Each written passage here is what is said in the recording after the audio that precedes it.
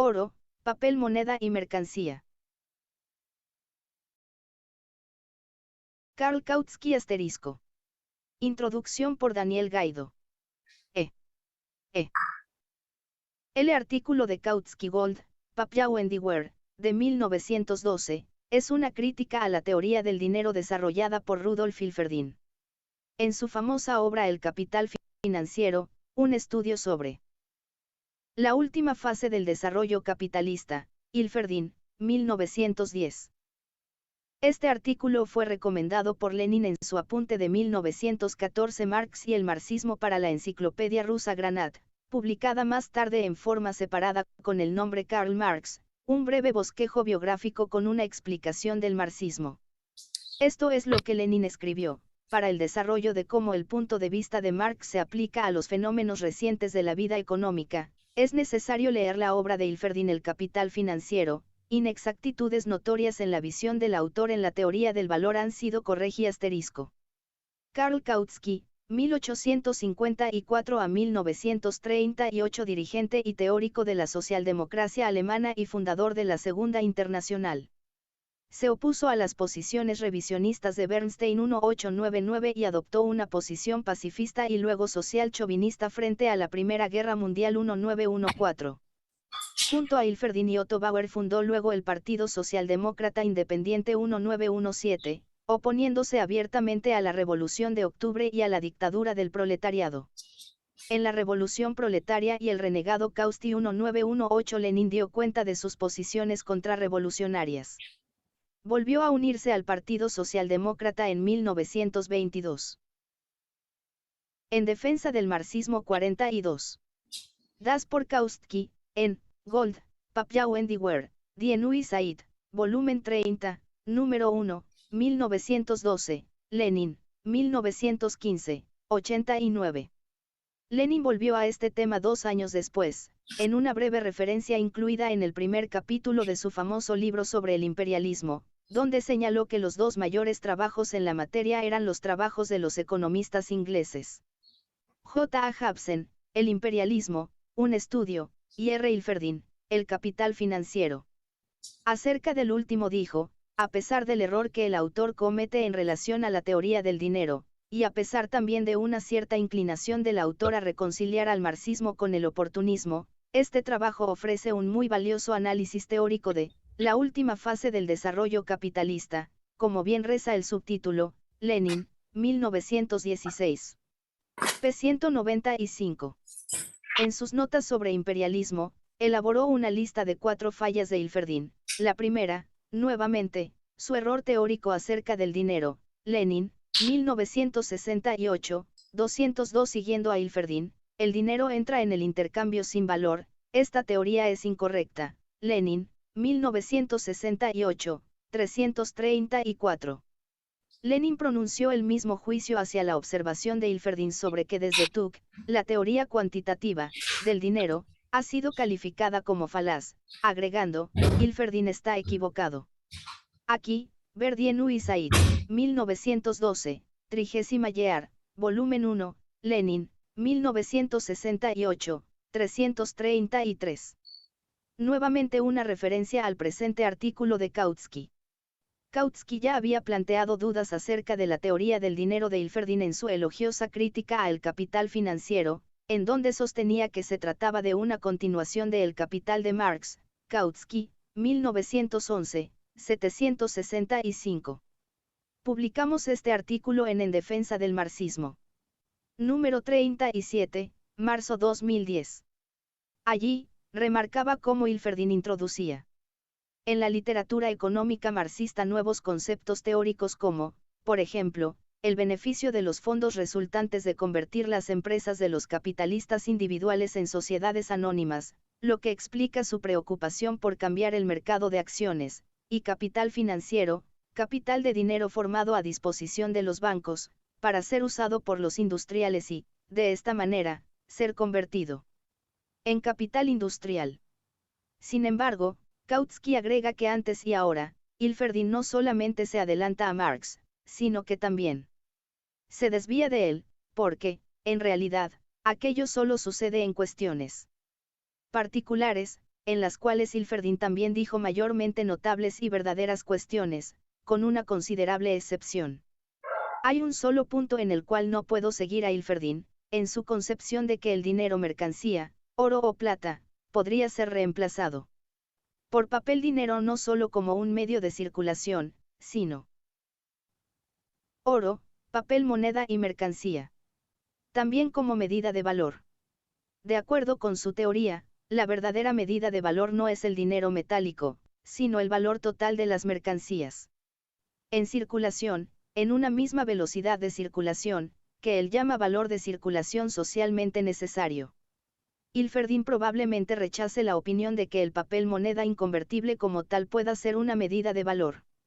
Con justicia ridiculiza a Wilhelm Lexis, quien defiende ese punto de vista en su Allgemeine Volkswirtschaftslehre. Pero no mejora las cosas cuando tuerce la relación entre el dinero y las mercancías, convirtiendo la masa existente de mercancías en una medida de valor, así como también en el creador de valor en papel moneda, con el objetivo de hacer de este papel moneda, si bien provisto de un cierto valor, una medida de los valores de las mercancías. Hilferdin declara, naturalmente, las mercancías estarán expresadas, en papel moneda inconvertible, en términos de dinero o, medidos, en dinero, no en oro, como eran antes, de la suspensión de la acuñación en metálico. Y, como antes, el dinero aparece como, una medida de valor. Pero la magnitud de su valor ya no está determinada por el valor de las mercancías que la constituyen, por ejemplo, por el valor del oro, la plata o el papel. En su lugar, su valor es determinado por el valor total de las mercancías en circulación, asumiendo que la velocidad de circulación es constante. La medida real del valor no es el dinero. Por el contrario, la tasa de cambio del dinero es determinada por lo que yo llamaría el valor de circulación socialmente necesario, Hilferdin, 1910, 47. Esto evidentemente solo puede significar lo siguiente, que la medida real del valor de las mercancías no es el dinero, sino por el contrario, la medida real de valor del dinero son las mercancías. Si el valor del dinero puede ser determinado en ese caso por el valor de circulación socialmente necesario, eso significaría la negación de la ley del valor para la mercancía dinero, estaría diciendo que el valor de este último no está determinado por el trabajo socialmente necesario para su propia producción. La aplicación universal de la ley del valor sería quebrada, y eso sería tanto más sorprendente en este caso, porque le sucedería precisamente a la mercancía dinero, la mercancía cuya forma natural es, a su vez, la forma directa de realización social del trabajo humano. Abstracto, Marx, 1976, El Capital, volumen I, 241. No hay ninguna necesidad para que los marxistas se suiciden. El fenómeno que apareció durante las últimas décadas después del fin de la libre acuñación de plata en diferentes países, y en el cual Hilferdin basó sus ideas, puede ser adecuadamente explicado de diferentes maneras. De cualquier forma, yo me abstendré de expresarme en detalle al respecto. Requeriría un gran gasto de esfuerzo en sutilezas, que quizás serían desperdiciadas. Ya que el método de explicación de Hilferdin, usualmente muy claro, se vuelve oscuro en relación a este punto en particular, por lo en defensa del marxismo 42. Que no estoy seguro de haber entendido sus palabras en el sentido en el cual él las pretendía.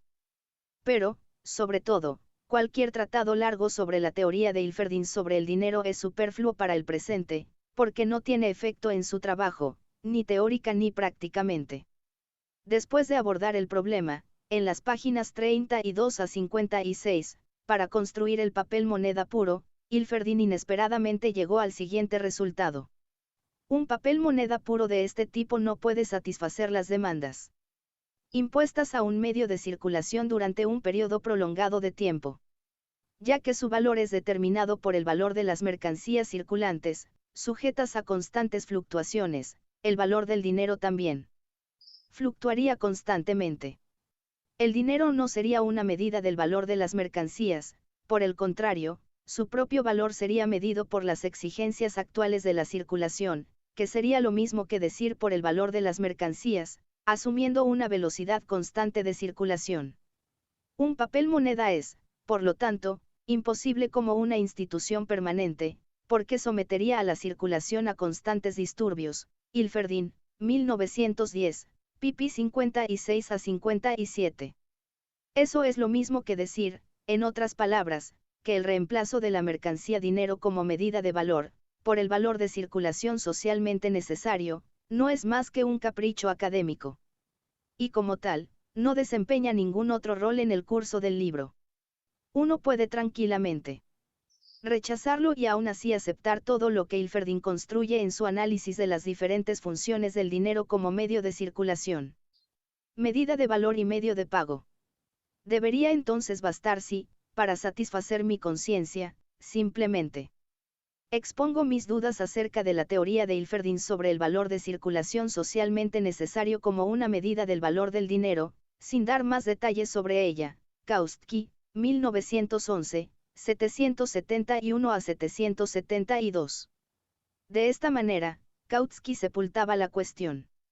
Poco tiempo después, un debate sobre la teoría del dinero estalló en Die Neue Zeit entre Eugen Varga, Rudolf Ilferdin, Otto Bauer y Jacob van Gelderen, el cual forzó a Kautsky a exponer en forma más detallada las bases para sus divergencias teóricas con Ilferdin.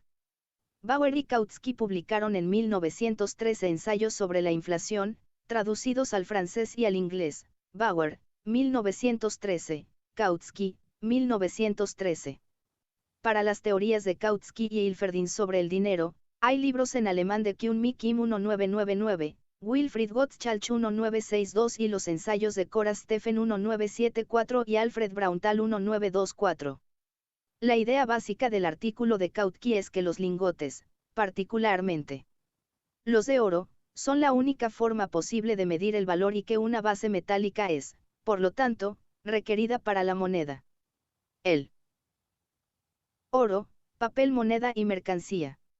Argumento debe haber sido convincente en aquel momento, cuando el patrón oro prevalecía antes de la Primera Guerra Mundial que estalló. Solo 2 años después de que este artículo fuera escrito. Parece mucho menos obvio hoy en día, especialmente desde el colapso de la convertibilidad dólar-oro en 1973, pero eso deberá ser determinado por expertos en la historia del sistema monetario internacional. Por su parte, Lenin probablemente fue arrastrado a otros aspectos del análisis de Kautsky, como sus intentos de reivindicar la validez de la teoría del valor-trabajo sobre la teoría del dinero y su crítica a la visión hiperoptimista de Ilferdin sobre la posibilidad de regulación de la circulación de las mercancías a través de los bancos centrales, sin abolir la anarquía de la producción de las mercancías. Si ese fuera el caso, las advertencias de Kautsky eran proféticas, ya que el abandono de Ilferdin de una perspectiva revolucionaria durante la Primera Guerra Mundial coincidió con su apoyo a la posibilidad de alcanzar un capitalismo organizado en 1915, una especie de escenario idílico, que fue destruido por el estallido de la Gran Depresión el 29 de octubre de 1929. 1. La producción de oro y la inflación. La inflación de precios se ha convertido en un fenómeno tan considerable y extendido en el tiempo que las investigaciones acerca de sus causas ocupan a economistas de las más diversas tendencias y escuelas. Entre otras cosas, la revolución en la forma de producción del oro ha sido mencionada como una de sus causas. Otto Bauer, en su trabajo sobre la inflación 1913, ha aceptado esta visión, y yo he hecho lo mismo, al menos de manera condicional. De cualquier forma, ni Bauer ni yo, y hasta donde tengo conocimiento, ningún otro teórico socialista hemos considerado que la reducción en el costo de producción del oro como la única causa de la inflación, o siquiera, la razón principal. En mi artículo sobre la acción de las masas, identifiqué como causas de la suba del costo de vida los efectos inflacionarios de la propiedad privada de la tierra en América fueron reforzados como consecuencia del exhaustivo cultivo del suelo en Rusia y América, por el ascenso de asociaciones de productores y mercaderes, y quizá también por la revolución en la producción de oro. Los avances técnicos y el descubrimiento de nuevas minas de oro pueden haber causado que el costo de la producción de oro y con él su valor. En defensa del marxismo 42. Haya caído más rápidamente que el valor de los bienes de consumo, porque, como consecuencia de la obstrucción creada por la propiedad privada de la tierra, la preservación de las pequeñas explotaciones atrasadas técnicamente y la migración de trabajadores agrícolas, la productividad de la agricultura avanza lentamente. Si a esto le agregamos el crecimiento de aranceles proteccionistas, así como también el aumento de impuestos de los últimos años, uno llega a una descripción bastante exhaustiva de las causas del alto costo de vida. Todas ellas son de un carácter duradero. Las clases gobernantes no se rendirán voluntariamente aún frente a los aranceles agrarios y las subidas de impuestos, porque ellos son las consecuencias necesarias de la fiebre imperialista colonial y armamentística que ha tomado posesión del capitalismo. Kautsky, 1911. Varga, en su reciente artículo sobre la producción de oro y la inflación en Die Neue Zeit, discute contra la visión de que el valor del oro se ha hundido como consecuencia de la reducción en sus costos de producción. Varga, 1911. Sostiene no solamente que el valor del oro en realidad no ha caído, lo cual probablemente sea cierto, sino también que es imposible que el valor del oro pueda caer. Los cambios en las condiciones de producción del oro no podrían por lo tanto de ninguna manera causar el alto costo de vida.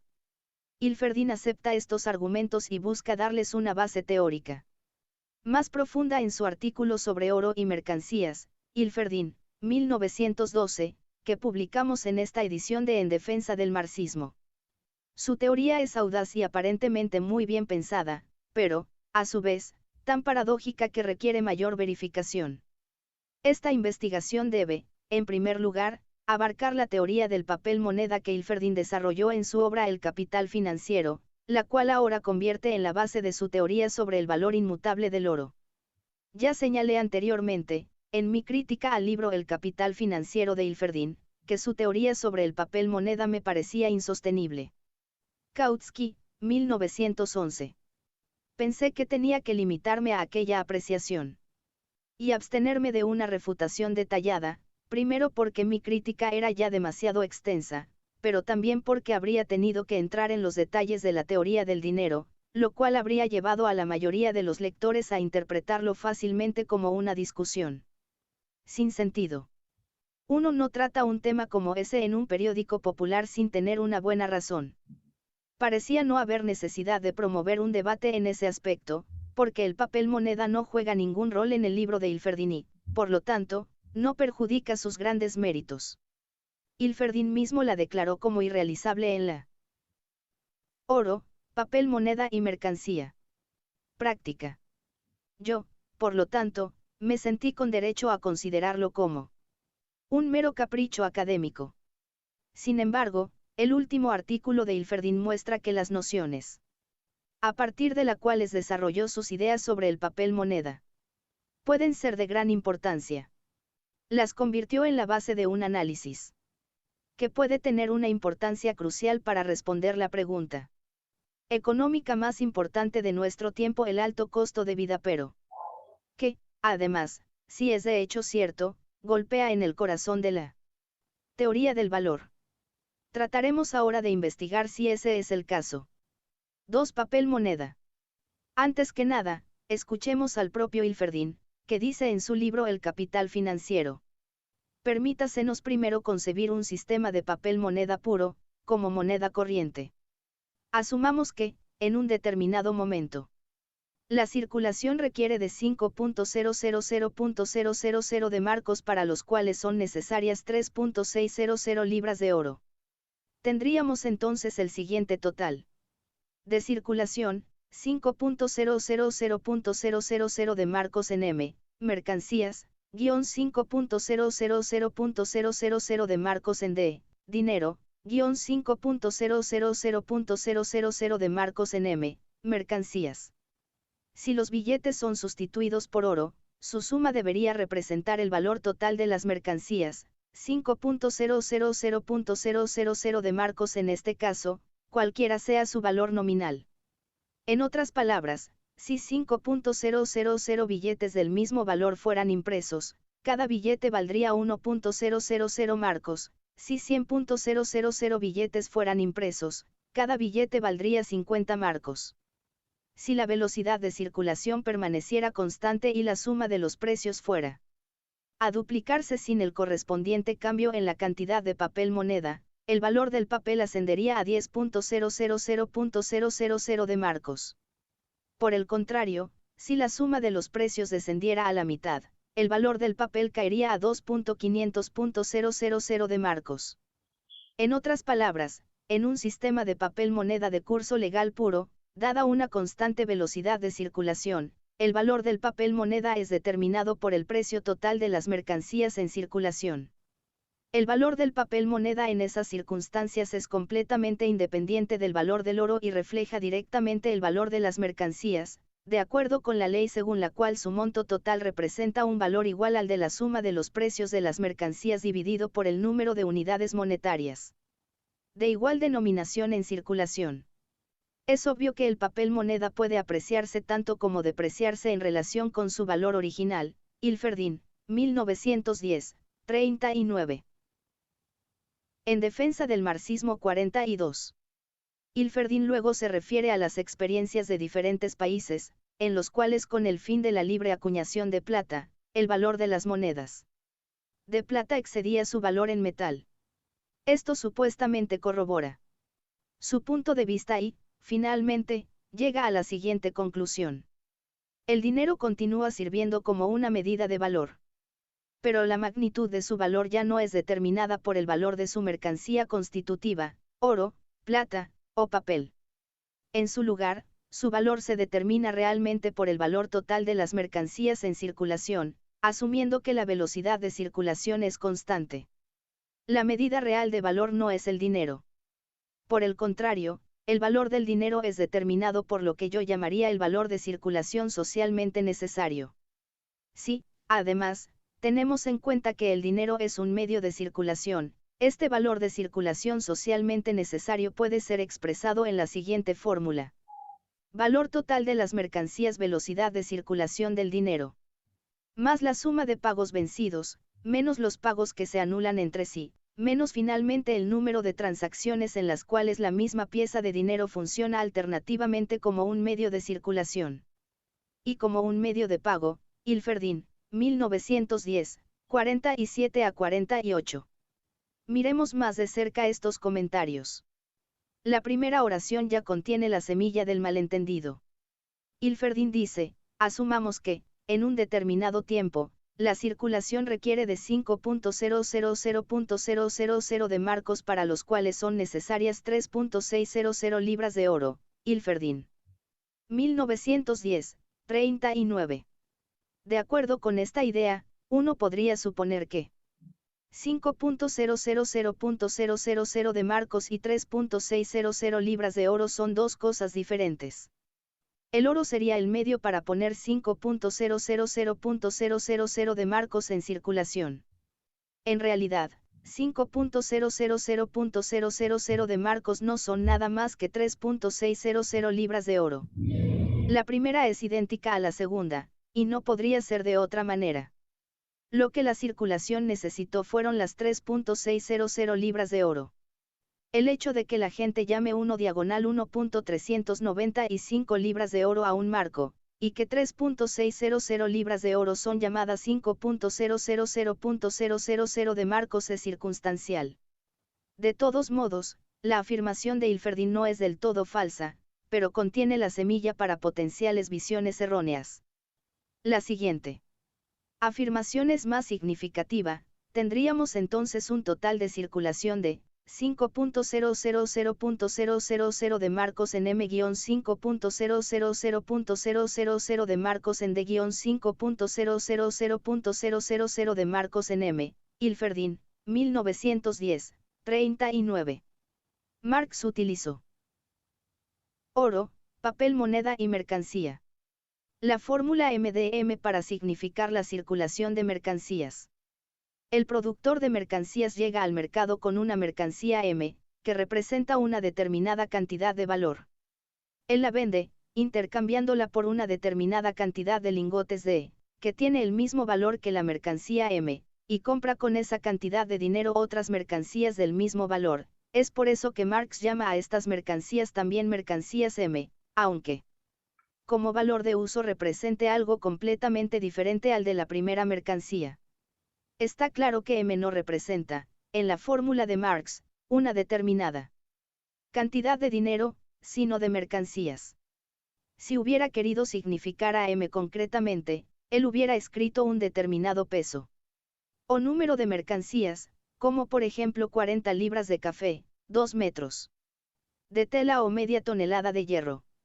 No se le habría ocurrido a él significar 5 millones de marcos con una M. 5 millones de marcos significan, como sabemos, solo un determinado monto de una mercancía particular, oro, medido por su peso.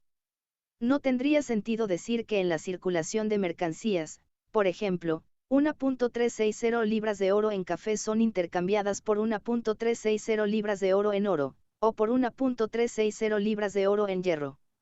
Más crítico aún es lo siguiente, MDM es la fórmula para la circulación de determinadas mercancías. Lo que Ilferdin quiere representar con esto, en cambio, no es la circulación de determinadas mercancías, sino la circulación de todo el oro y las mercancías de la sociedad. Pero ese es solo el resultado de numerosos procesos de circulación, que son intervenidos de las más diversas formas, y que no pueden ser representados colectivamente por la fórmula M de M. En esa fórmula, el valor de M debe ser siempre igual a D. En contraste, el valor total del dinero en circulación casi nunca es igual al valor total de las mercancías en circulación. Ilferdin sabe muy bien todo esto tanto como yo. Algunas líneas. Después, menciona la fórmula de Marx para el monto de dinero en circulación. Pero cuando, a pesar de esto, emplea la fórmula 5.000.000 en M, 5.000.000 en D, 5.000.000 en M, eso parece ser solo un error, que podría haber sido pasado por alto, si no fuera la base para futuros errores.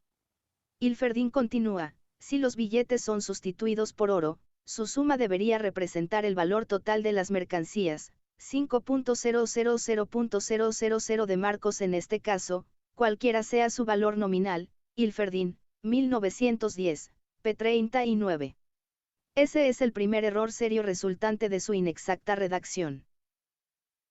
En defensa del marxismo 42.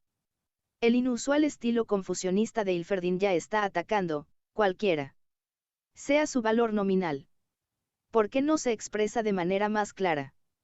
Que puede ser impreso en carteles de papel. Seguramente no citas textuales de los clásicos alemanes, como en los modernos papeles higiénicos.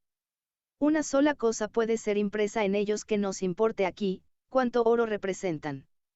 En cada nota siempre está impreso qué peso en oro representan. No olvidemos eso. No menos confusa que la expresión cualquiera sea su valor nominal.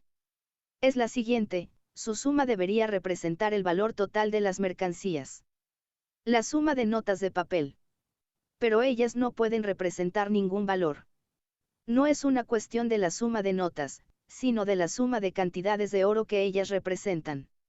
Ilferdin está claramente intentando, a través de torpes y vagas frases, separar el papel moneda de su conexión con el oro.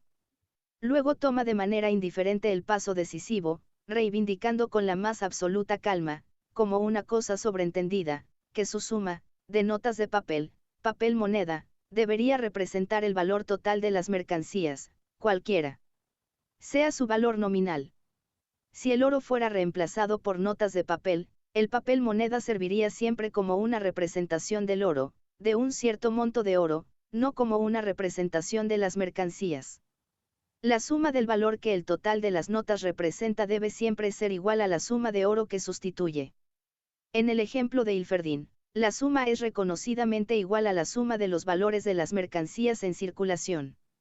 Aún eso no significa que la suma, de valores que el total de las notas representa, también represente la suma del valor de las mercancías, cuando el primero se desvía de la suma del valor del oro, requerida para la circulación de mercancías.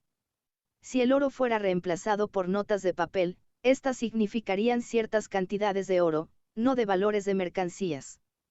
Ellas significan D, no M cualquiera sea la cantidad de oro que ellas puedan nominalmente representar, podría ser, de hecho, no mayor a la cantidad requerida por las necesidades de la circulación. Ilferdín puede argumentar que todo esto es pura pedantería. La cantidad de oro requerido por las necesidades de circulación de las mercancías depende de la suma de valores de las mercancías colocadas en circulación. Cuanto mayor sea esta suma, mayor será la cantidad de oro requerida. Si todas las otras variables se mantienen iguales, ambas sumas deberían mantenerse en una relación fija. El mismo Marx dijo en El Capital, en esta suposición, entonces. Oro, papel moneda y mercancía. La cantidad del medio de circulación es determinada por la suma de los precios que deben ser realizados. Marx, 1976, 133. No es lo que Ilferdín dijo sobre la cantidad para las mismas cosas. De ninguna manera, porque Marx dijo que su proposición era cierta, pero bajo ciertas circunstancias. El propósito de la argumentación de Ilferdín es precisamente remover tal premisa, que Marx formuló de la siguiente manera: de ahora en adelante deberemos considerar que el valor del oro debe darse como es, de hecho, en cualquier momento en que estimemos el precio de la mercancía. Marx, 1976, 133 a 134.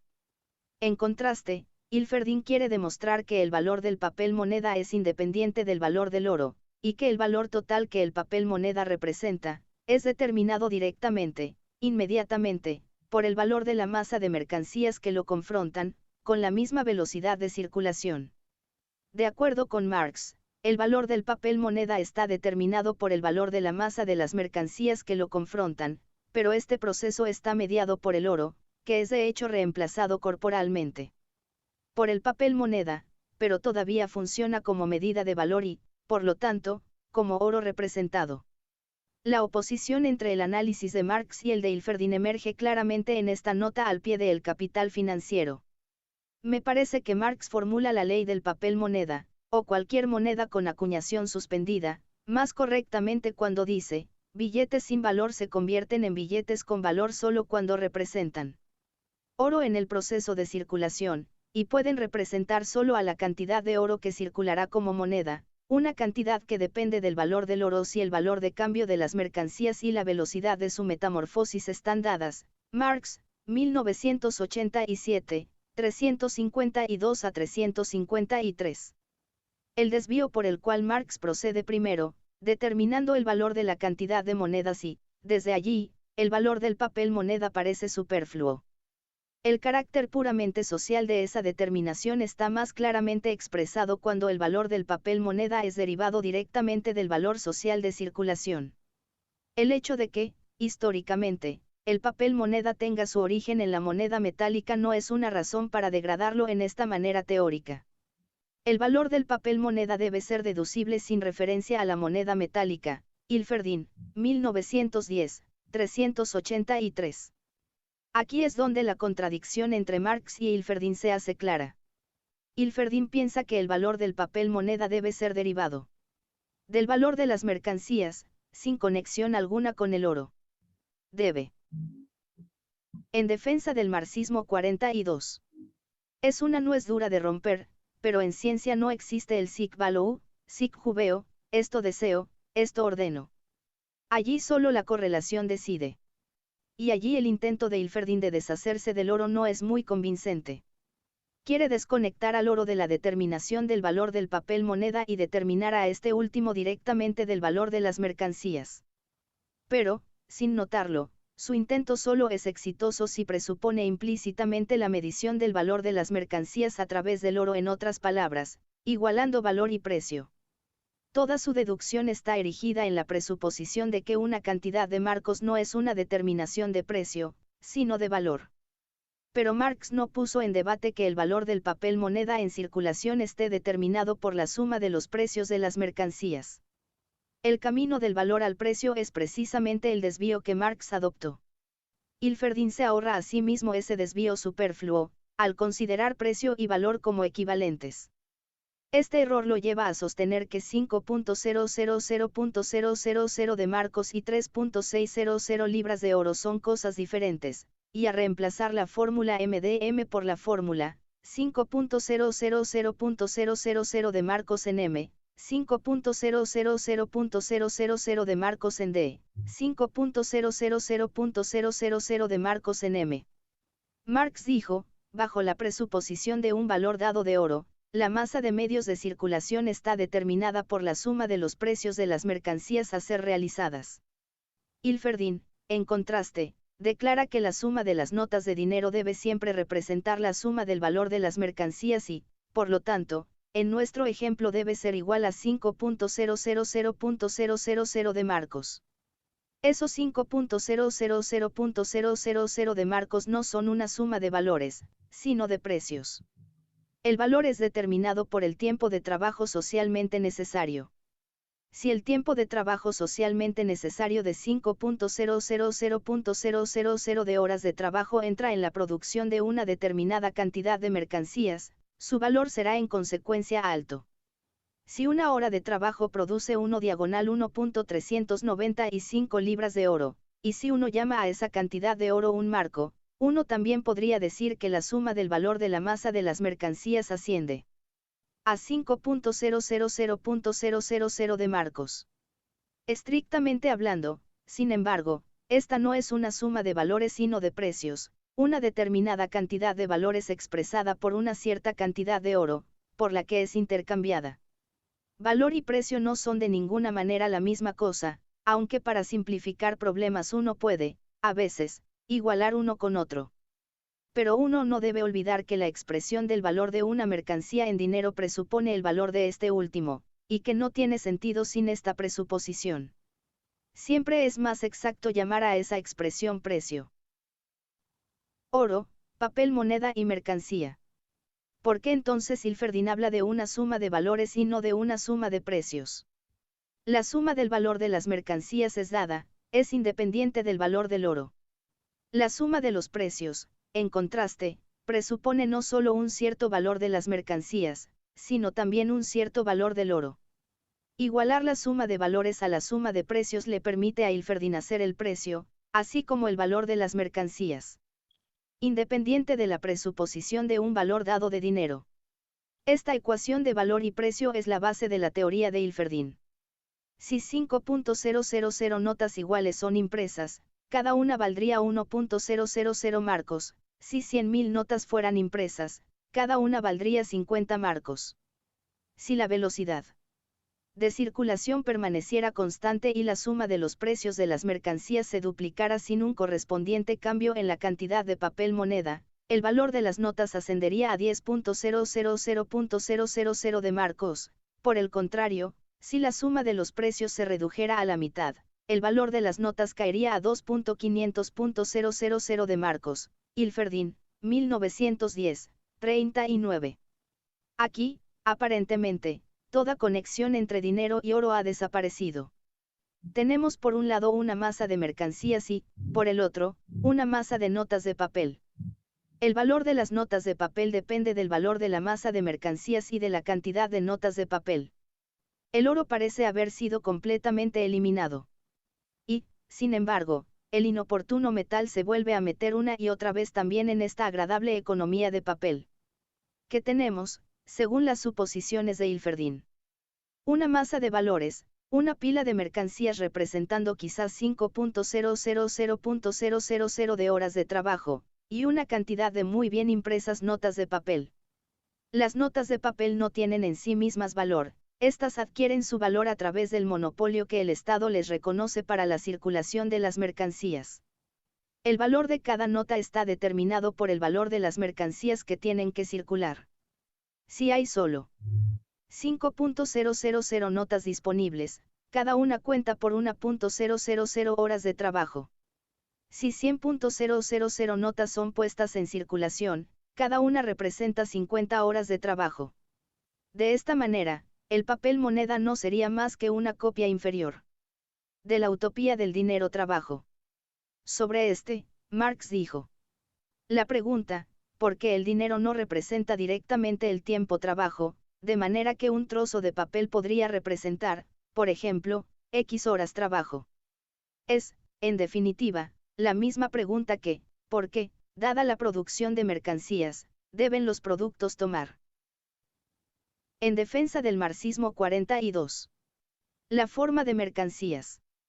Esto es evidente, ya que tomar la forma de mercancías implica su diferenciación en mercancías y dinero. O, porque no puede el trabajo privado trabajo a cuenta de individuos privados ser tratado como su opuesto inmediato, el trabajo social. Marx, 1976, 1811, nota 1. Hilferdin evita responder la desagradable pregunta presentando la suma de los valores en marcos, en lugar de en horas de trabajo. Pero él puede torcerse y retorcerse todo lo que quiera, un marco representa una cierta cantidad de oro. Desde el momento en el que el oro es introducido, todo vuelve a tener sentido nuevamente.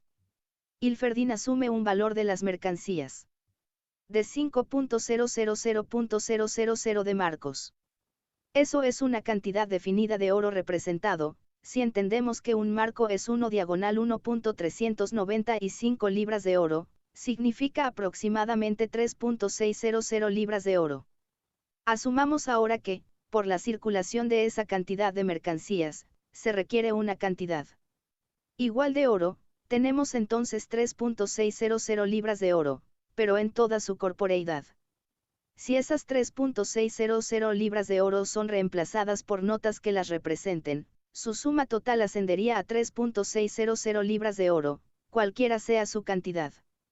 Cada nota estaría impresa con la explicación de que es igual a una cierta cantidad de oro. Ese es el significado de la explicación de que vale 50 o 100 o 1.000 marcos. No tienen y no pueden tener ningún otro significado. Si fueran puestas en circulación más notas que las requeridas por la propia circulación, habría más representaciones de oro que la cantidad de oro que podría circular en su lugar, y valdrían por lo tanto solo el valor en oro requerido por el proceso de circulación. Si requieres 5 millones de marcos oro y hay una cantidad de papel moneda representando 10 millones de marcos oro, cada nota valdrá la mitad de su valor nominal y no podrá comprar más mercancías que eso. De otra manera es imposible entender la frase, si 5.000 billetes del mismo valor fueran impresos, cada billete valdría 1.000 marcos, si 100.000 billetes fueran impresos, cada billete valdría 50 marcos. ¿Qué podemos entender aquí por marcos, si no es el marco oro? Además de los marcos de papel, o notas marcos de 50, 100 y 1.000, solo existen los marcos oro o, por lo menos, marcos que representan oro. Ahora bien, un marco de papel siempre vale un marco de papel. El enunciado de que 100 marcos de papel valen 50 marcos, solo puede significar que valen 50 marcos oro. Si más papel moneda que el requerido por las necesidades de la oro, papel moneda y mercancía. Circulación de las monedas de oro es puesto en circulación, la moneda corriente produciría una dualidad de precios, los precios en oro y los precios en papel moneda. El oro siempre permanece como la base de la medición de valor, no puede ser eliminado como una medida de valor. Hilferdin niega esto, y llega a la siguiente ley. En otras palabras, bajo un sistema de papel moneda corriente puro, dada una velocidad constante de circulación, el valor del papel moneda es determinado por el precio total de todas las mercancías en circulación. El valor del papel moneda en dichas circunstancias es completamente independiente del valor del oro y refleja directamente el valor de las mercancías. Hilferdin, 1910, 39. El valor del dinero sería, en consecuencia, determinado por la suma de los precios de las mercancías. Pero, ¿cómo será determinada la suma de los precios de las mercancías? Aparentemente por medio del valor del dinero. Es imposible decir que una mercancía vale 10 marcos, antes de saber qué valor representan esos 10 marcos. De acuerdo con Hilferdin, el valor del dinero en papel moneda está determinado por el valor de las mercancías comparado al valor del dinero. Cae en su agradable círculo vicioso, porque ha confundido valor con precio. Así podría parecer que las mercancías no solo tienen un cierto valor antes de ser enfrentadas al dinero, sino también un cierto precio, es decir, una cierta tasa de cambio con el dinero, cuyo valor permanece, sin embargo, completamente desconocido. Si eso fuera cierto, entonces, El valor del dinero podría realmente originarse en el valor de las mercancías, y el dinero podría reflejar directamente el valor de las mercancías. Pero Hilferdin no responde la pregunta crucial: ¿cómo pueden las mercancías obtener un precio antes de que se determine el valor del dinero? Sin responder esto, llega a la conclusión de que, con la moneda corriente, el valor del dinero como una medida de valor no está determinado por el valor del dinero mercancía, sino por lo que llama valor de circulación socialmente necesario, que es dado por la fórmula. Valor total de las mercancías igual a valor total del dinero. Velocidad de circulación del dinero. Independientemente de los pagos, que no queremos incluir aquí para así evitar complicaciones innecesarias. En defensa del marxismo 42. La fórmula es construida como una imitación de la fórmula de Marx que dice lo siguiente. La cantidad de dinero funcionando como medio de circulación es igual a la suma de los precios de las mercancías dividido por el número de movimientos realizados por las monedas de la misma denominación. Marx, 1976, 216. Por fuera, ambas fórmulas parecen lo mismo, sin embargo son profundamente diferentes. Marx comienza por la suma de los precios de las mercancías, es decir, por la suma de su valor expresado en una determinada cantidad de monedas, por ejemplo marcos. Supongamos que la suma de los precios de las mercancías volcados diariamente en un mercado asciende a 5.000.000 de marcos. Ese número debe ser dividido por el número promedio de movimientos diarios de monedas de la misma denominación. Como la suma de los precios de las mercancías está asentada en marcos, aquí solo estamos considerando marcos, porque es irrelevante ¿cuántas monedas de un marco o de 20 marcos circulan? Si cada moneda de un marco cambia de mano 5 veces al día a través de la compra y venta, será necesario que 1.000.000 de monedas de un marco llegue a las mismas transacciones. Pero en Marx el valor del dinero, el valor de un marco, es presupuesto como dado. Lo que cambia con la suma de los precios de las mercancías y la velocidad de circulación del dinero no es el valor de las monedas particulares, sino el número de monedas en circulación al mismo tiempo. Todo eso es simple y claro. En contraste, en la fórmula de Hilferdin, tenemos, como hemos dicho antes, la suma del valor de las mercancías, que debe ser transformada en la suma de sus precios incluso antes de que el valor del dinero sea determinado. Pero, para poder determinar el valor de la suma de dinero y, con él, el valor de las monedas particulares, debemos tomar en consideración la velocidad de circulación del dinero, que es determinada por el número de compras realizadas dentro de un cierto periodo. Es decir que, de acuerdo con la fórmula de Hilferdin, el dinero debe funcionar, primero, como una medida de valor y, luego, como un medio de circulación, antes de determinar su valor, lo cual lo convierte en una medida de valor y en un medio de circulación. Primero el vendedor determina el precio de sus mercancías, luego son vendidas contra una determinada cantidad. Oro, papel moneda y mercancía de dinero y solo ahí surge, como resultado de esta transacción, cuál es el valor de una moneda particular. El valor del dinero, que debe ser determinado de manera que la circulación de las mercancías, es decir, el intercambio de mercancías por dinero, pueda empezar, es convertido en el resultado de este intercambio. Si entiendo correctamente a Hilferdin y no veo de qué manera su teoría puede ser entendida de otra manera, entonces es bastante asombroso, pero no incomprensible. Su teoría no sale del aire, sino que representa un intento de explicar ciertos fenómenos acerca de los cuales los teóricos del dinero se han explayado por décadas. Esos fenómenos están cerca de Hilferdin, porque las experiencias que las tierras de su padre tuvieron con el patrón oro jugaron un rol importante sobre ellos. Una teoría de la determinación del valor del dinero por el valor de circulación socialmente necesario, la completa independencia del valor del dinero del valor del oro, es una teoría genuinamente austríaca.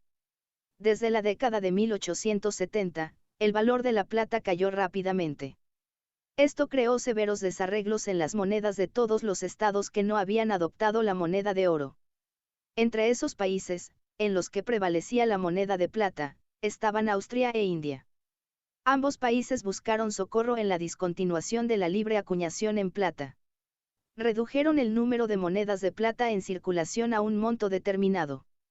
El resultado en ambos casos fue que el precio de las monedas de plata se desprendió del valor del metálico y ascendió por encima de este. Hilferdin explica esto, argumentando que el monto de dinero de plata disponible al valor dado del metal no fue suficiente para las necesidades de la circulación de mercancías.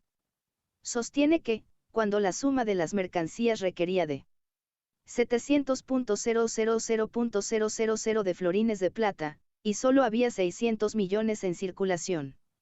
Un florín de plata valía 7/6 de su valor en plata. Para Hilferdin esto prueba que el valor del dinero con una moneda irredimible, inconvertible, no es determinado por el valor intrínseco del dinero, sino por el valor de circulación socialmente necesario. El hecho al que se refiere es innegable. Aboliendo la libre acuñación de plata, fue posible subir la tasa de cambio de las monedas de plata por encima de su valor metálico. Pero, ¿bajo qué circunstancias ocurrió esto? Sucedió en un momento en el cual la adopción de la moneda de oro era inevitable. El intercambio entre los países con moneda de plata y aquellos con monedas de oro creció con el curso del desarrollo económico. Junto con la plata, el oro se hizo cada vez más importante para los primeros. En defensa del marxismo 42 países también. La situación se tornó cada vez más intolerable para ellos, ya que la tasa entre el valor del oro y el valor de la plata, que venía siendo bastante estable, fue modificada por la caída constante de esta última. Se volvió indispensable confrontar la situación y esta es la razón por la cual la libre acuñación de la plata fue abolida. Hilferdin dice, por ejemplo, acerca de la suspensión de la libre acuñación de plata en India. El objetivo era subir el cambio de la rupia a 16 peniques. Bajo libre acuñación, esta tasa correspondía a un precio en plata de aproximadamente 43 horas y 3 minutos peniques.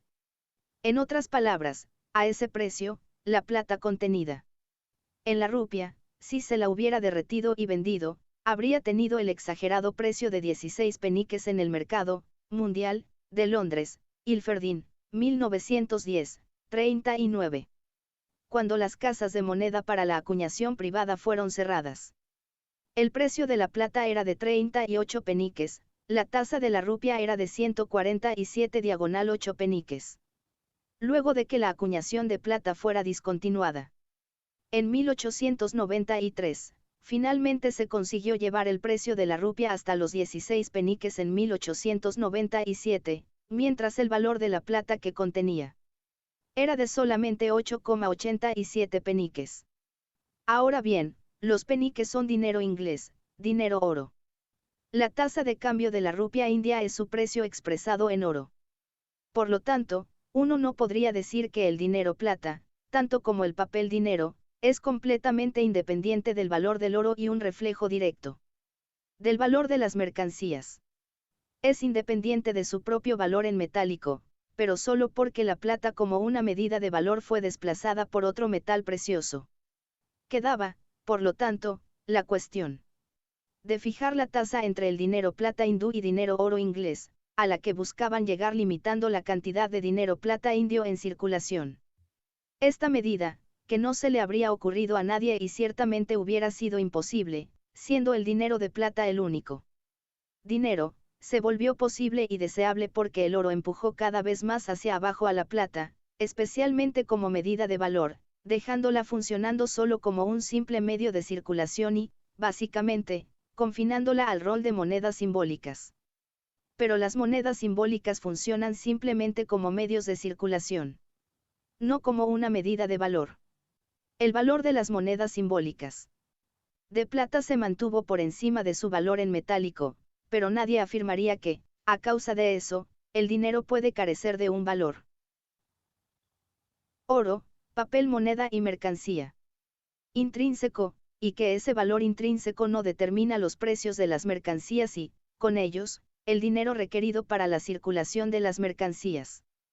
El dinero plata no se convirtió completamente en una moneda simbólica con la discontinuación de su libre acuñación, pero esta discontinuación fue solamente el primer paso para que Austria e India se pasaran a las monedas de oro. En ambos países, el oro es la medida legal de valor. La experiencia con la moneda de plata irredimible, por lo tanto, no prueba en absoluto que el valor del dinero como una medida de valor sea determinado por el valor socialmente necesario de circulación, antes que por su propio valor que siendo un metal posee, como cualquier otra mercancía. Para probar aquella afirmación, experiencias como esa deberían haber durado más tiempo sin haber causado serios trastornos en la circulación en los países en donde el metal irredimible era la única medida de valor. Hasta tanto no haya un ejemplo más duradero de una moneda de oro inconvertible, no me siento compelido a revisar el análisis del oro como una medida de valor desarrollado por Marx en El Capital, aunque el dinero que desarrolla las funciones de medida de valor es solo dinero imaginario o ideal, el precio depende íntegramente de la sustancia real del dinero. Marx, 1976, 216. Marx se reía de los representantes de la absurda hipótesis de que las mercancías no tienen precio y de que el dinero no tiene valor cuando entran en circulación, y que una vez en circulación una parte de la alícuota del conjunto de las mercancías es intercambiada por una parte de la alícuota de la pila de metales preciosos. Marx, 1976, 220. Hilferdin repite esta opinión, pero es apropiada para su teoría acerca del valor de circulación socialmente necesario. También en su teoría el dinero entra en la circulación sin valor. Para estar seguro, Hilferdin deja que las mercancías entren en circulación con un valor, pero solo es capaz de hacer eso llamando precio a su valor. Finalmente, el mismo Hilferdin se pone incómodo acerca de su teoría y, por lo tanto, remarca: un papel moneda puro de este tipo no puede satisfacer las exigencias impuestas a un medio de circulación para cualquier periodo de tiempo prolongado. Como su valor es determinado por el valor de las mercancías en circulación constantemente sujetas a fluctuaciones, el valor del dinero fluctuará, también, constantemente. El dinero no será una medida del valor de las mercancías, por el contrario, su propio valor será medido por los requerimientos actuales de la circulación, que es lo mismo que decir por el valor de las mercancías, asumiendo una velocidad constante de. En defensa del marxismo 42. Circulación. Un papel moneda puro es, por lo tanto, imposible como una institución permanente, porque sometería a la circulación a constantes trastornos. Hilferdin, 1910, 57. En otras palabras, el valor de circulación socialmente necesario, mirado de cerca, no sino un trastorno a la circulación socialmente perjudicial. Permítasenos por lo tanto continuar con el desvío de Marx. 3. El valor del oro y los bancos centrales. En su artículo sobre el dinero y las mercancías, Hilferdin aplica la ley del valor de circulación socialmente necesario, aplicado ahora a la moneda de oro, después de haberlo aplicado en el capital financiero solo a monedas inconvertibles y al papel dinero. Sostiene que, bajo el patrón oro, esta ley determina el valor de la suma del dinero empleado para los propósitos de la circulación. Según Hilferdin, la suma del dinero empleado para los propósitos de la circulación es hoy en día regulada por el Banco Central, el cual absorbe todo el oro en venta. La demanda es por lo tanto ilimitada. Este oro desaparece en las bóvedas del Banco Central y es distribuido desde allí en la medida requerida por el cambiante valor de circulación. Supongamos que el valor de circulación crece de 1.000 a 1.500. Si no hubiera oro atesorado, la tasa de cambio de las monedas de oro tendría que cambiar. Un marco valdría ahora unas 5 marco, y viceversa. Pero, gracias al atesoramiento de oro, del Banco Central, siempre habrá suficiente oro disponible, como el requerido por el valor de la circulación. El Banco Central absorberá el oro superfluo, o agregará oro a la circulación si es que falta. La secuencia real es, por lo tanto, esta: el productor de oro recibe 1 kilogramo de monedas de oro por 1 kilogramo de oro. El oro nuevo yace en las bóvedas del Banco Central. Si las necesidades de circulación aumentan, el oro fluye de las bóvedas a la circulación. Por lo tanto, la tasa de cambio entre las monedas de oro y las mercancías, siempre se mantendrá. Como al principio del proceso. Hilferdin, 1910. En otras palabras, la ley del valor es abolida para el oro como dinero. Aunque esto parezca asombroso a primera vista, Hilferdin no lo encuentra sorprendente. La ley del valor requiere libertad económica total para su funcionamiento. Pero esta libertad es modificada por la tasa de cambio entre oro, papel moneda y mercancía. El dinero y las mercancías a través del funcionamiento de los bancos centrales. La naturaleza específica del dinero hace difícil que veamos un ejemplo ilustrativo, pero imaginemos la siguiente situación: en una economía completamente cerrada y autárquica, el Estado introduce un monopolio de comercio de petróleo. Digamos que mantiene una reserva de 100 millones de litros.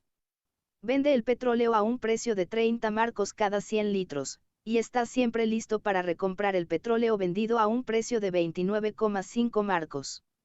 El resultado será, naturalmente, un precio constante del petróleo de 30 marcos. Este precio decidirá qué otros campos de petróleo serán explotados, qué campos de petróleo serán puestos a dar un rendimiento en rentas y cuán altas serán esas rentas.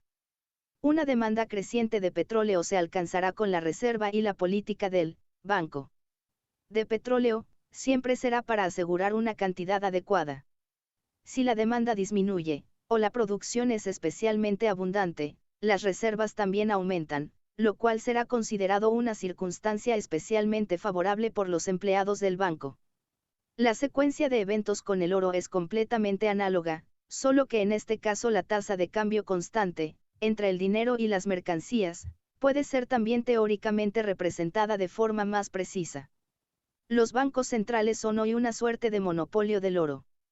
Antes el oro no tenía una demanda ilimitada, hoy por el contrario los bancos centrales absorben todo el oro y, además, a un precio fijo. El hecho decisivo es la fijación de las monedas como un cierto peso en oro y la absorción de todo el oro por los bancos centrales a este precio en oro, fijado. Una vez más, el Banco Central está comprometido, y no podría ser de otra manera, a satisfacer inmediatamente las necesidades de circulación tan pronto como éstas suben. De esta manera, una regulación social fue establecida a través de los bancos centrales, los cuales no existían mientras el oro, viniendo de minas privadas, era comprado por personas privadas, quienes también acumulaban reservas de oro. Bajo aquellas circunstancias, el valor del dinero era determinado de hecho por sus costos de producción. Hoy en día, es determinado por la tasa derivada de la cantidad de dinero en circulación y el valor de circulación socialmente necesario, y como esa tasa siempre es mantenida en el mismo nivel por el Banco Central, tenemos un valor del oro constante. Las condiciones de producción del oro pueden cambiar tanto como quieran, pero el valor del oro permanecerá siempre igual. Hilferdin llega, triunfante, a esta conclusión. Este es, por lo tanto, el efecto de la demanda ilimitada de oro. Lleva en defensa del marxismo 42. A cabo la estabilización de la tasa de cambio de las monedas de oro, y con ellas de los lingotes de oro, siempre y cuando la conversión del oro en monedas esté legalmente garantizada. Pero en ese caso también tenemos, desde la introducción generalizada del sistema del patrón oro, una medida realmente fijada de valor, que los economistas vieron por mucho tiempo, pero que aún no reconocen, porque ya la han tenido por mucho tiempo. Hilferdin, 1910. Lamento tener que estar incluso hoy día, después de esta clarificación, entre ese rango de economistas. Primero, el ejemplo del monopolio estatal del comercio de petróleo debe ser desechado. Si un Estado intenta, de acuerdo al ejemplo de Hilferdin, introducir un monopolio en el comercio de petróleo, el resultado no sería un precio constante del petróleo, sino la bancarrota del Estado, sin importar si es un Estado comercial cerrado o no. Supongamos, en analogía con el desarrollo contemporáneo de la producción de oro, la cual estamos tratando de explicar, que las condiciones de la producción de oro cambian, en parte como resultado del descubrimiento de nuevos y ricos campos, en parte a través de mejorar las tecnologías en su extracción. Una gran cantidad de petróleo se vuelve disponible, pero el consumo no cambia. El precio minorista se mantiene igual y no cambia como lo requeriría el consumo constante. El Estado no vende más petróleo que antes, pero está comprometido a comprar al precio viejo todo el petróleo nuevo en oferta. Ilferdín piensa que esto incrementará las reservas. Él también cree que los empleados del banco lo considerarán una circunstancia especialmente favorable, aunque él no explica por qué. Está claro que el Estado finalmente se quedará sin dinero para comprar nuevo petróleo si constantemente compra más de lo que vende. El monopolio del comercio de petróleo puede ser introducido, con precios constantes, solo cuando el Estado mismo posea todos los campos de petróleo y la producción pueda ser mantenida siempre a un cierto nivel. Pero si el monopolio permanece como un monopolio completamente comercial. Como la analogía con la producción de oro requiere, el Estado debe tener la posibilidad de reducir el precio cuando la producción y con ella su suministro exceda un cierto nivel.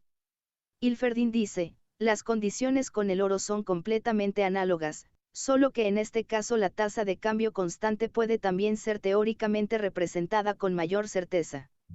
Ahora bien, con las condiciones completamente análogas del oro, papel moneda y mercancía. Monopolio de petróleo se podría demostrar con mayor certeza la imposibilidad de una tasa de cambio constante, entre el dinero y las mercancías.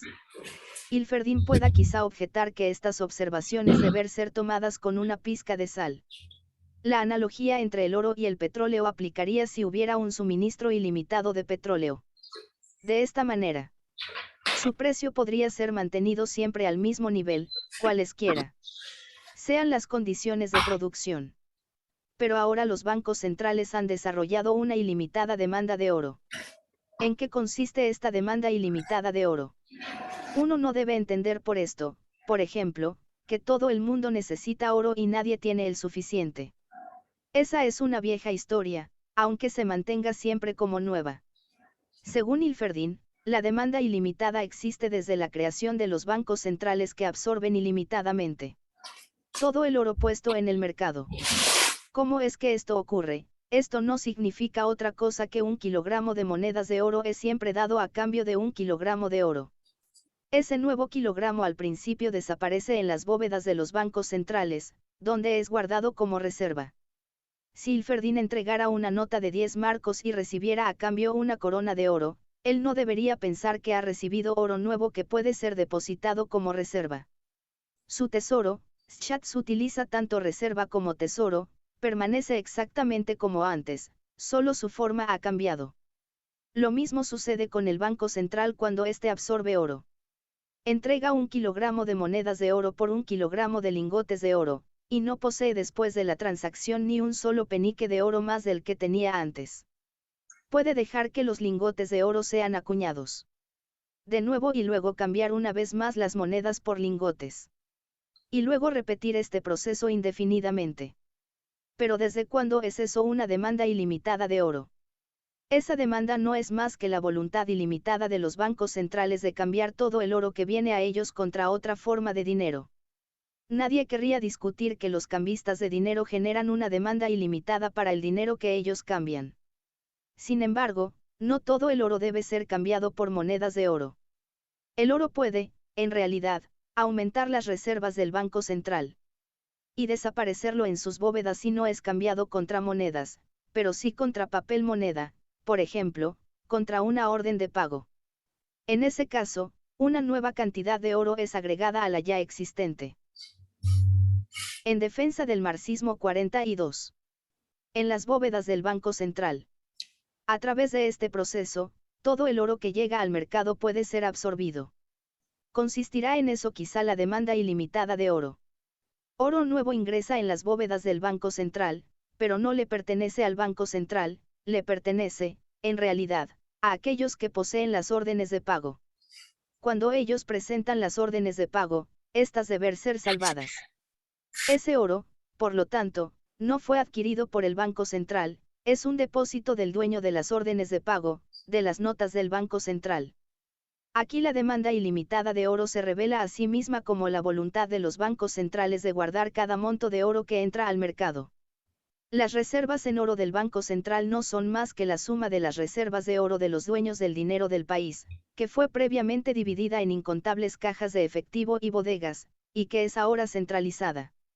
Esta centralización tiene sus ventajas, pero solo es alcanzable cuando el Banco Central acepta toda reserva de oro que se le pide que tome. Ese es todo el secreto de la demanda ilimitada de oro que los bancos centrales supuestamente generan. En esencia no cambia nada, salvo un poco, en el mecanismo de acaparamiento que ya funcionaba bajo la producción mercantil, desarrollada antes del establecimiento de esos bancos. Y lo mismo ocurre con la regulación social de la circulación, que el Banco Central supuestamente introduce en lugar de la vieja anarquía en la circulación. Hilferdin dice: la introducción, de dinero, en la circulación no era un proceso tan mecánico como lo es ahora. El oro no tenía antes una demanda ilimitada. Debía ser intercambiado por mercancías, y así entraba directamente en circulación y ahí permanecía, siempre y cuando el acaparamiento privado no se desarrollara. De todos modos, no era dependiente de la circulación de mercancías, sino de las fortunas privadas de los actores económicos individuales. Hilferdin, 1910. ¿Por qué el oro antes debía ser cambiado por sus productores inmediatamente? Después de su producción, no es claramente evidente. Por otro lado, el productor de oro tiene, incluso hoy, toda la razón para cambiar su oro directamente por mercancías. Hilferdin cree que los bancos centrales absorben el oro y solo lo liberan cuando las necesidades de circulación lo requieren. Pero, como hemos visto, el oro que el Banco Central cambia por monedas no representa una nueva reserva. Y el productor de oro quiere la moneda con el objetivo de ponerla en circulación, por ejemplo, con el objetivo de comprarme oro, papel moneda y mercancía. Dios de consumo personal o medios de producción. Emplea su dinero de la misma manera cuando cambia su oro contra notas bancarias u otras órdenes de pago en papel. Si es un capitalista, no dejará que su oro permanezca inactivo, sino que comprará, por ejemplo, acciones con cuyas ganancias se comprarán vías y locomotoras para los trenes chinos. En cualquier caso, buscará poner su dinero en circulación. El establecimiento del Banco Central no provoca ninguna diferencia.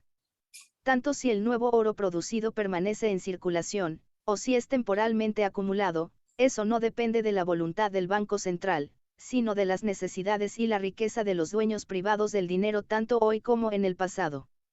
Lo mismo es cierto acerca de la regulación de la circulación por el influjo de oro, hacia el Banco Central. Hilferdin dice: la reserva del Banco Central sirve directamente como una reserva para la circulación, porque el banco está destinado, y no podría ser de otra manera, a satisfacer las necesidades de la circulación tan pronto como éstas aparezcan. La situación era completamente diferente cuando esa regulación no existía. Si de las necesidades de circulación resultara que el oro cambiado por mercancías crece en valor, no habrá ninguna razón para que personas privadas pusieran dinero en circulación. Hilferdin. 1910. ¿Cómo puede la gente poner dinero en circulación? De ninguna otra forma que comprando mercancías. Me estoy abstrayendo aquí, como en otras partes de este trabajo, de la función del dinero como un medio de pago, con el objeto de evitar complicaciones innecesarias para el análisis. La circulación es siempre circulación de mercancías, la compra y venta de mercancías. La compra de mercancías por personas particulares depende de sus necesidades como consumidores y productores. El Banco Central no los cambia en lo más mínimo. No incrementa la cantidad de necesidades. Cierto es que la compra de mercancías no depende solo de las necesidades, sino también de la cantidad de dinero del que disponemos. Como todos dolorosamente sabemos. Si la cantidad de dinero disponible como reserva no es suficiente para la compra requerida por la casa o el negocio, en ese caso uno debe recurrir al crédito y tratar de pedir dinero prestado a otros que han acumulado reservas. La circulación es creada por esos gastos de dinero realizados por personas particulares. ¿Qué es lo que sí cambió la aparición del Banco Central? Le da. En defensa del marxismo 42. Dinero a la gente para que puedan comprar mercancías. Desafortunadamente, esa forma de regulación social de la circulación no existe. Son siempre las personas particulares quienes crean la circulación a través de sus compras. Ya sea con su propio dinero o con dinero prestado. El cambio consiste simplemente en el hecho de que parte de su dinero permanece como depósito en el Banco Central, que primero debe liberarlo, y aún más en el hecho de que el Banco Central se convierte en su principal proveedor de crédito. Solo de esa manera, a través de adelantos de dinero y créditos a personas particulares físicas o jurídicas, es que el Banco Central introduce dinero en la circulación.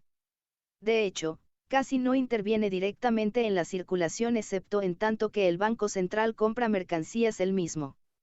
Son las personas privadas las que introducen en la circulación el dinero prestado de él de acuerdo a sus necesidades y sus medios.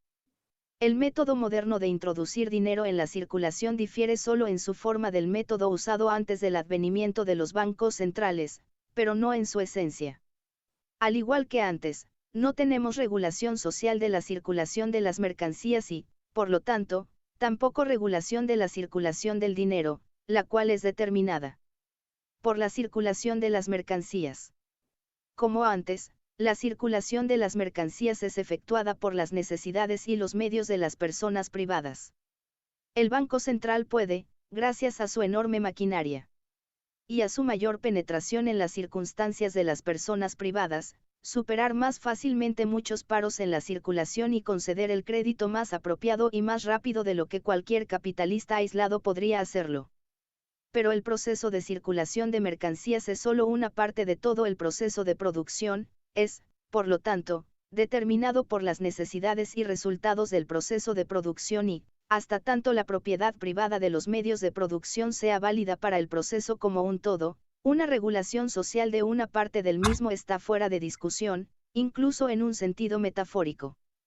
Por supuesto que Hilferdin no quiso usar su proposición acerca de la regulación social en un sentido literal.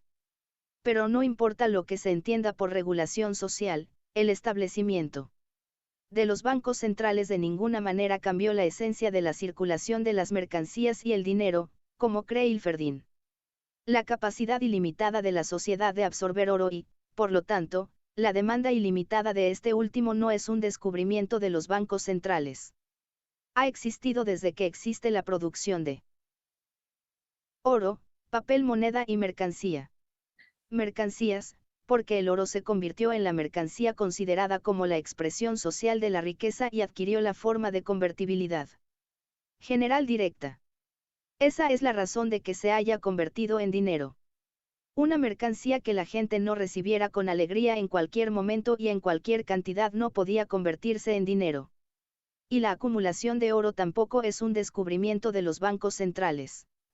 Leyendo los comentarios de Hilferdin, uno podría tener la impresión de que las reservas de dinero fueron primero acumuladas regularmente en los bancos centrales y que antes de ellos la acumulación era una cuestión de suerte, dejada a la voluntad arbitraria de personas particulares, que bien podría no haber sucedido.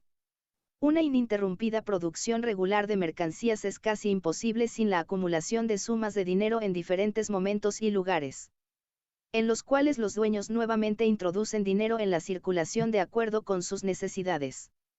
La falta de dichos fondos de dinero no habría, como sostiene Hilferdin, cambiado la tasa de cambio de las monedas de oro debido a la ley del valor de la circulación, sino más bien habría imposibilitado la continuación de la circulación y producción de mercancías.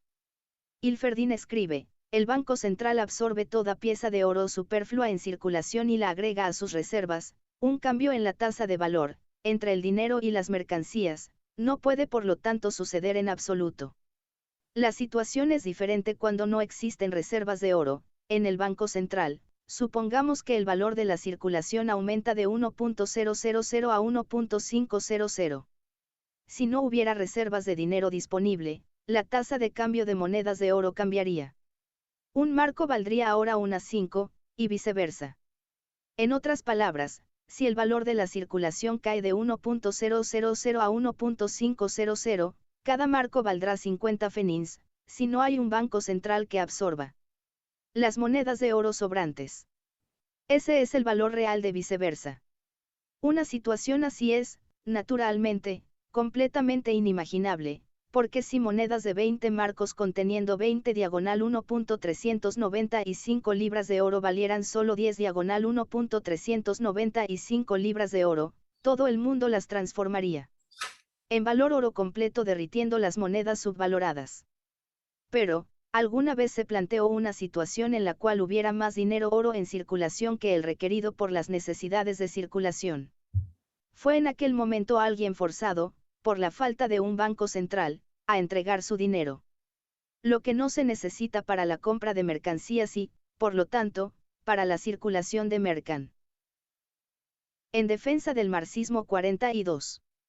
Sías, se lo mantiene en el bolsillo ante la falta de un banco central en cuyas bóvedas podría depositarlo. La fórmula de Hilferding para el valor de circulación, como ya hemos visto, fue construida sobre el modelo de la ley que Marx formuló para determinar la cantidad de dinero en circulación, que dice: la cantidad de dinero funcionando como medio de circulación es igual a la suma de los precios de las mercancías, dividido por el número de movimientos realizados por monedas de la misma denominación. Marx, 1976, 216. Esta ley ejerce en general, dice Marx. No es una suerte de ideal del que se dieron cuenta primero los bancos centrales. Para Hilferding. Sin embargo, la ley solo se aplica desde el establecimiento de los bancos centrales, y bajo esas condiciones no puede haber cambios en el valor del oro. Porque, para que los cambios en el valor del oro se produzcan, el oro tendría que permanecer en circulación.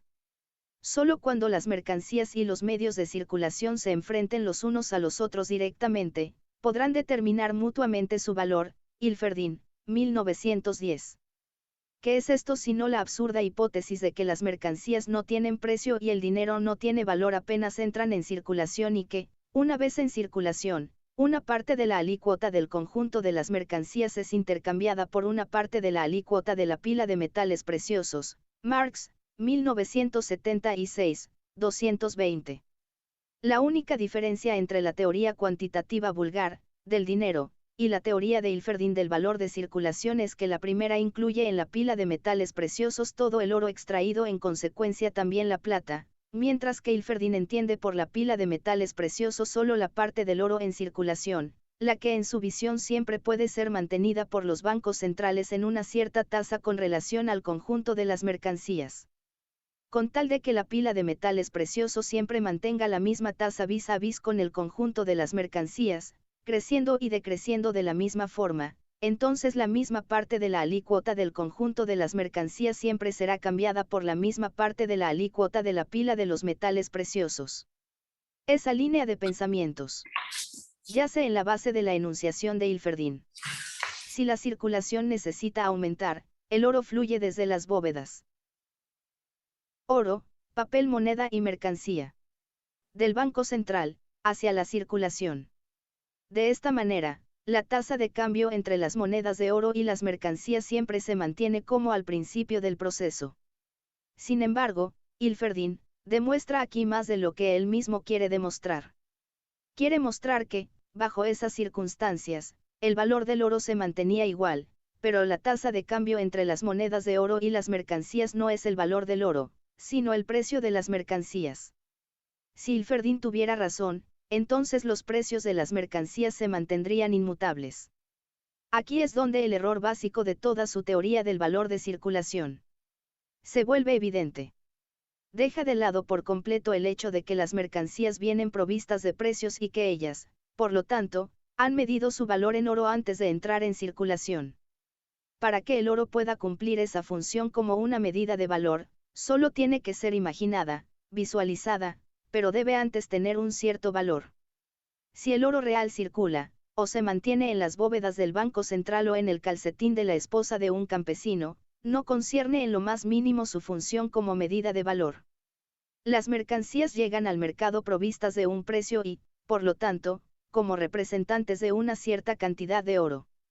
Cuánto oro es requerido para comprar todas las mercancías depende de la suma de sus precios, tanto como de la velocidad con la que las diferentes compras y ventas se sucedan unas a otras y el dinero cambie de manos. No es la cantidad de dinero en circulación lo que determina la tasa de intercambio entre las monedas de oro y las mercancías, es decir, la suma del precio de las mercancías. Por el contrario, es la suma del precio de las mercancías lo que determina la cantidad de dinero en circulación. Una suma de precios, que presupone los valores de las mercancías tanto como el valor del oro. Ilferdín cree que, si siempre está en circulación el oro requerido por las necesidades de la circulación, la tasa de cambio entre las monedas de oro y las mercancías permanece inmutable. Pero uno de los factores que determina las necesidades de circulación es, precisamente, la tasa de cambio entre el oro y las mercancías. En su artículo sobre dinero y mercancías, Ilferdín aporta tan poco como en sus comentarios en el Capital Financiero, para dar sustento a la revisión del planteo desarrollado por Marx en el Capital, según el cual el oro entra en circulación con su propio valor, que es determinado en última instancia por el tiempo de trabajo socialmente. En defensa del marxismo 42. Necesario para producirlo, y las mercancías entran en circulación con ciertos precios, por lo que, de este modo, se determina la cantidad de oro requerido para llevar a cabo sus ventas. No veo la menor razón para asumir que algo cambia en esto cuando los bancos centrales concentran la función de acumulación y controlan la distribución del dinero de esas reservas acumuladas. Los comentarios teóricos de Ilferdín son erróneos, a pesar de su ingenuidad, porque en su origen valor y precio no fueron mantenidos lo suficientemente separados. Pero con deducciones lógicas puras, lo mismo que con cálculos matemáticos, un error insignificante. Al principio es suficiente para falsear toda la lógica o los cálculos consecuentes, y llevarlos a una creciente contradicción con los resultados correctos cuanto más se los lleve adelante, no importa cuán correctos e impecables puedan ser en sí mismos. La brillantez del pensador solo sirve, en este caso, para hacer que el error sea más difícil de reconocer. Finalmente, la conclusión del análisis de Ilferdín, si estuviera en lo cierto, sería que el advenimiento de los bancos centrales resultó en la inmutabilidad de los precios de las mercancías. Pero, incluso si entendemos la tasa de valor, entre dinero y mercancías, de Ilferdín, o la tasa de cambio del oro no como precios de mercancías, sino como valor oro, llegamos igualmente a una contradicción con los hechos. Porque, es cierto que el valor del lingote, el del oro no menos que el de plata, ha cambiado en diferentes momentos en el curso del desarrollo de la producción mercantil. No solo sucedió una gran revolución en las condiciones de producción del mercado del dinero en el siglo XVII. Hace solo unas décadas, una revolución similar ocurrió en la producción de plata y su consecuencia natural fue una definitiva caída en el valor de la misma, incluso en países con un patrón plata. Y ya existían, en aquel momento, bancos centrales con grandes reservas de metálico que recibían en sus bóvedas cada penique de plata retirado de circulación. Ni la experiencia práctica ni las consideraciones teóricas nos dan el menor terreno plausible para aceptar la teoría de Ilferdín acerca de la determinación del valor del dinero por el valor de circulación socialmente necesario, ni para asumir que la ley de la determinación del valor por el tiempo de trabajo socialmente necesario es abolida por la aparición de los bancos centrales, precisamente porque la forma natural de la mercancía es también la forma social directa de realización del trabajo humano abstracto. Marx, 1976, 241. Por oro, papel, moneda y mercancía. El contrario, el hecho de que incluso un pensador tan agudo, y un sólido estudioso de nuestro modo de producción, como Ilferdín, haya fallado tan pronto como se alejó de aquella teoría del valor es una nueva prueba de su exactitud, tanto para el oro como también para las mercancías. Notas del traductor. 1. Se usó paper money y paper currency como sinónimos. 2. Se usó tokens como billetes. 3. Se usó paper notes como notas, porque produce una referencia más amplia que la de billetes. Referencias bibliográficas. Bauer, Otto 1910. Die Teerung. Eine Einführung in die Wirtschaftspolitik. Der Sozialdemokratie, Wien, Verlag der Wiener Volkswagenhandel Ignaz Brand & Co. Ilferdín, Rudolf 1912. Geldu en die Ware, die Neue Zeit, volumen 30 n grados 1. Reimpreso en Cora Stephen, editorial 1982. Zwischen den Stühlen, oder über die Umbereim. Arcade von Theorie und die Praxis. Schriften Rudolf Ilferdins 1904 a 1900.